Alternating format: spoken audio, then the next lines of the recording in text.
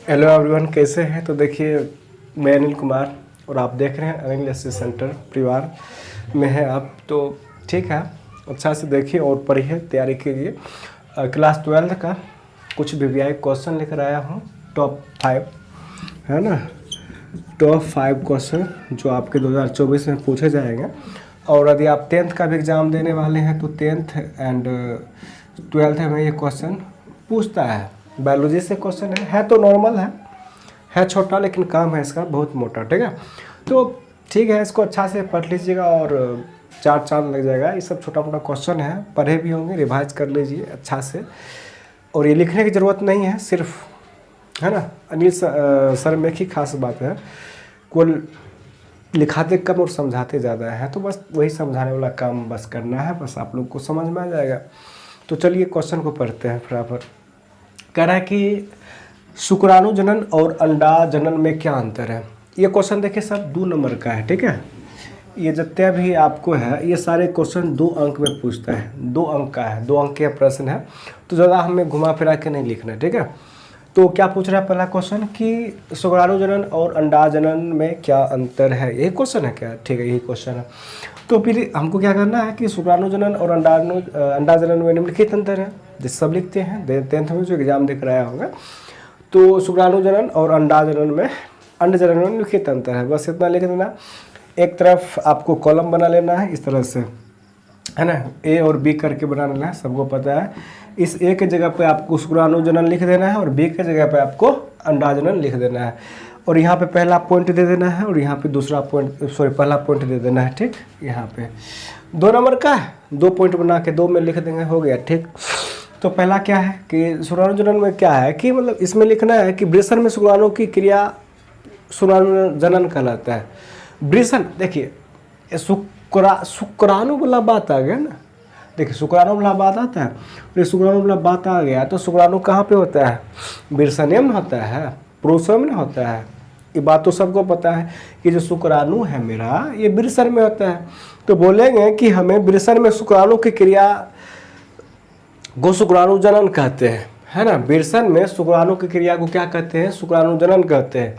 वृषण में शुक्राणु की क्रिया शुक्राणु जनन कहलाती है, अच्छा कहते हैं। ये हो गया पहला पॉइंट।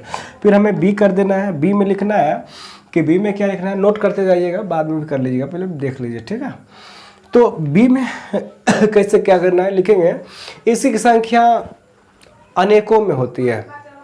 दूसरा पॉइंट में क्या लिखेंगे, इसकी संख्या अनेकों में। अब कैसे सर अनेकों में, कैसे? अनेकों क्या है? अनेकों कुछ नहीं है, आप सबको पता है कि शुक्राणु जो होता है 1 2 10 5 बताता नहीं, सब लाखों में आता है।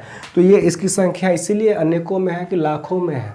शुक्राणु की संख्या जब भी आता है, जब निश्चित होता है तो लाखों की संख्या में होती है, तो इसलिए हम लिखेंगे इसकी संख्या अनेकों में। बस हो गया 2 पॉइंट, 2 नंबर का कहानी खत्म। इधर आएंगे अब अंड जनन में आएंगे। अंड जनन का मतलब क्या होता है कि इसकी संख्या, सॉरी अंड जनन, अंड जनन अंडाणु है, तो इसकी लिखेंगे अंडाशय में अंडाणु की क्रिया। अंडाशय में अंडाणु की क्रिया, अंडाणु कहाँ पर रहता है? अंडाशय में रहता है। एक ऑब्जेक्टिव क्वेश्चन में पूछेगा कि अंडाशय में अंडाणु की क्रिया अंड जनन कहलाती है। एक बार फिर से, अंडाशय में अंडाणु की क्रिया अंड जनन कहलाती है। हो गया सिंपल। कभी कभी क्वेश्चन ऐसे ही पूछ सकता है शुक्राणु जनन किसे कहते हैं, तो क्या बोलेंगे हमें कि वृषण में शुक्राणु की क्रिया को शुक्राणु जनन कहते हैं। और फिर हमें अंड जनन, तो अंडाशय में अंडाणु की क्रिया को अंड जनन कहते हैं। ये हो गया पहला पॉइंट, यहाँ पे क्लियर है। और इसकी संख्या ज़्यादा नहीं होती, इसकी संख्या सिर्फ एक नहीं, इसकी संख्या एक होती है। दूसरा पॉइंट यहाँ पे बी में लिखेंगे, इसकी संख्या 1 होती है। बस हो गया क्लियर मेरा 2 नंबर का। कह रहा है कि यौवनारंभ से आप क्या समझ? देखिए यौवनारंभ का मतलब युवा, यंग, कोई भी लड़का लड़की यंग कब होता है ना। तो 13 से 14 वर्ष के उम्र में यंग की सीढ़ी पर मतलब कदम रखता है। तो उसमें क्या बोलेंगे, आंसर क्या देना है कि कोई भी लड़का या लड़की 13 से 14 वर्ष की उम्र जो शुरू होती है ना, उस उम्र को यौवनारंभ कहते हैं। उस उम्र को यौवनारंभ कहते हैं। इसमें कई सारे शरीर में परिवर्तन, चेंजेस आती है। जैसे कि लड़के हैं तो मोचदारी के निशाने, मोचदारी आने लगते हैं। लड़की है तो हाइट में वृद्धि होने लगती है, भूख ज़्यादा लगता है, और आवाज़ें परिवर्तन लड़कों में भी होता है, लड़कियों में भी होती है। तो लड़कियों का आवाज़ जो होता है थोड़ा सुरीली हो जाती है, लड़कों का आवाज़ थोड़ा सा गाढ़ा भारी होने लगता है, लंबाई में वृद्धि होने लगती है, कई सारे जगह पे बाल होने लगते हैं बाल, और इसमें अनेक चेंजेस होते हैं, है ना। और भी लिख सकते हैं अपने अनुसार से, तो फिर 2 ही नंबर का है तो 2-4 पॉइंट लिख देना है, काफ़ी है। फिर कह रहा है कि जनन से आप क्या समझ, जनन का मतलब देखिए क्या होता है, जनन अपने से संतान को जन्म देना जनन कहलाता है, या चाहे वंश को बढ़ाना ही जनन कहलाता है। अनिल सर का भाषा है तो कर लीजिएगा, कोई दिक्कत की बात नहीं है।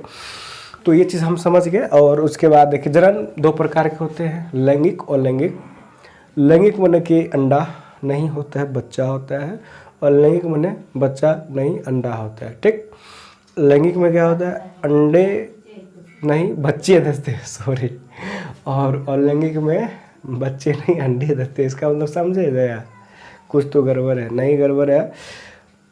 लैंगिक जनन में यानी कि जब शिशु का जन्म होता है तो लैंगिक जनन कहलाता है, जब और लैंगिक जनन में जब अंडे का जन्म अंडे देता है तो उसे वो लैंगिक जनन कहते हैं।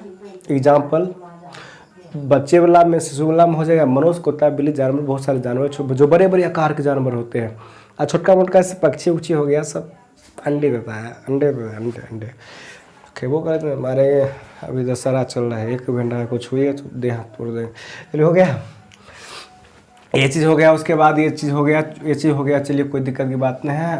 अब ये 2 क्वेश्चन हम देखना चाहते हैं कि कौन हमारे शेर शेरनी है जो इस क्वेश्चन को या तो मेरे व्हाट्सएप में 6201410574 में सेंड कर सकते हैं, नहीं सेंड करना है तो ऑप्शन दूसरा देते हैं, तुरंत सोचते हैं कुछ गलत नहीं, ऑप्शन देते हैं ना दूसरा ऑप्शन। तो दूसरा ऑप्शन आपका यही रहेगा कि आप जो है मेरे इसी यूट्यूब के नीचे कमेंट खोलते हैं, कमेंट में इसका आंसर दे दीजिएगा, ठीक। और ये हो गया। उसके बाद फिर दो क्वेश्चन है, क्या कर रहा है, मनुष्य नर जनन अंग का नाम लिखे। मनुष्य नर जनन अंग 1-2 का बोल दे, नहीं बोलेंगे, जैसे विरसन उर्सन हो गया वो सब वही हो जाए। मनुष्य मादा जनन अंग जैसे गर्भाशय उर्भाशय हो गया वही सब, तो आप लिखिएगा ना, हम क्यों लिखेंगे। ये आपके लिए 2 क्वेश्चन है, तो इसको अच्छा से कर लीजिएगा। वीडियो बन रही है क्या? हाँ इस बार बन रही है, तो इस ढंग से बना लीजिएगा और अच्छा से। अब ये नहीं सोचिएगा कि सर हम 11th में रहे हैं तो कैसे पढ़ेंगे, 11th में तो अब 2 महीना ना है, फिर तो अब 12th में जाइएगा तो अभी पढ़िए, 11th का कोई वैल्यू है नहीं, तो 12th में ही अब पढ़ना पड़ेगा, अभी से पढ़िए करता है। और आके जो भी वीडियो आता है तो ये रहेगा। तब तक अगली वीडियो को देखें, धन्यवाद, थैंक यू सो मच। और इसी तरह देखते भी रहिए आगे, नहीं तो